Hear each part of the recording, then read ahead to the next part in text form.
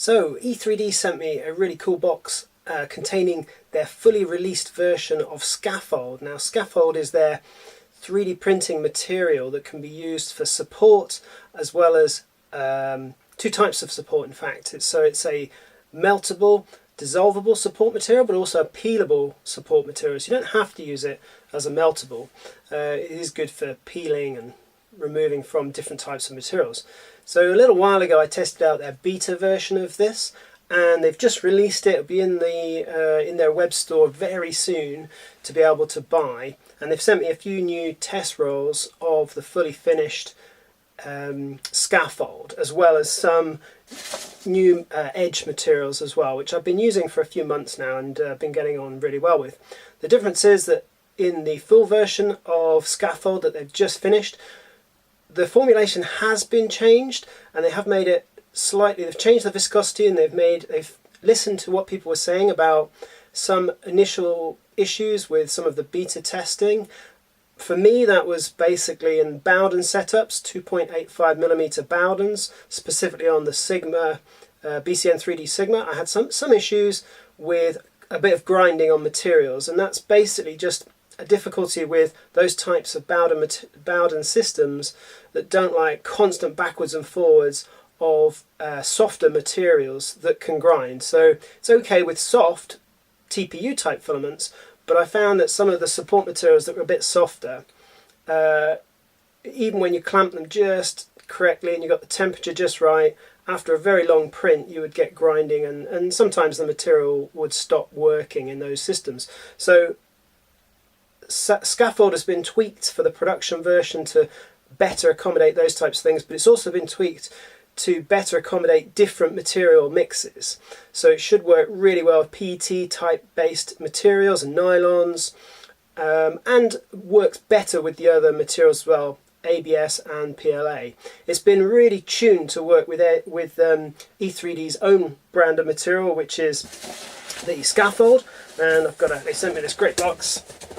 So we'll just quickly see, we've got loads of E3D stickers, an invitation to TCT, which they'll be at the end of this month, the end of September, some usual Haribos, which are really good, and loads of these things, which we can just get rid of.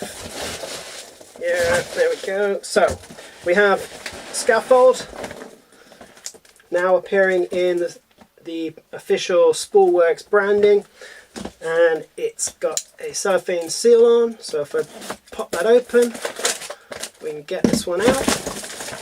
I don't normally do unboxings, but this is quite fun. I wasn't expecting this one, and they've just suddenly released it, so cut the seal on that. And oh yeah, so I've already used this before, and it came in a very special bag. Now they've changed them slightly, but they are still resealable. They're clear now, so you can see how much material you've got left.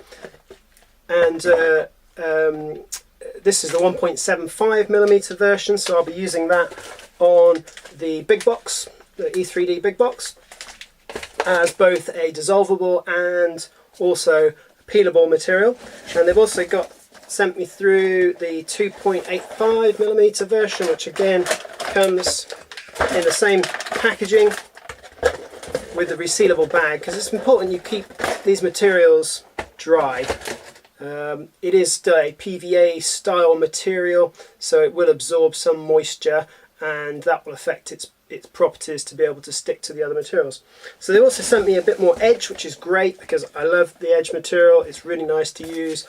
So I'll be experimenting with the compatibility with edge and the new Scaffold, and also how Scaffold works with nylons, ABS, PLA and various other things.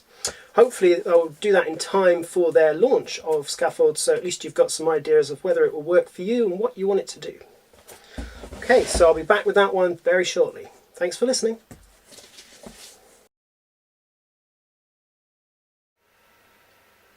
Hi everyone, just a quick update on this. I was editing this video and I realised I didn't actually show you a great deal of information about the Scaffold and how it performs all that well with different materials. So I've talked a little bit about it and given you some information, but of course you want to see how well it works in 3D printers. Now my plan was to spend some days doing that, and I have done, and it's looking really good. So actually I thought, well, why not set a bit of a challenge and actually have a scaffold material challenge? So 3D printing is difficult enough, but to get a really good support material, that's a really big challenge, and we've been after that for a long time. Now, scaffold is pretty close to being a very good support material, dissolvable and peelable. So if you've got any material challenges out there, whether it's working with scaffold and a material on a type of print, or whether it's just a really complicated print that you've not been able to print with normal support material or with PVA or with other types of support materials, let me know in the comments below, and I will do my very best to try it out, and also to let you know how I got on, whether it worked, failed, any other problems I've got. I've got some really difficult ones to print as well, some challenging artistic objects that I've struggled with over the years, and on different printers as well. So do let me know in the comments below or on Twitter @RichRap3D, and we'll have a bit of a competition and see how well this scaffold can perform. Okay, see you next time.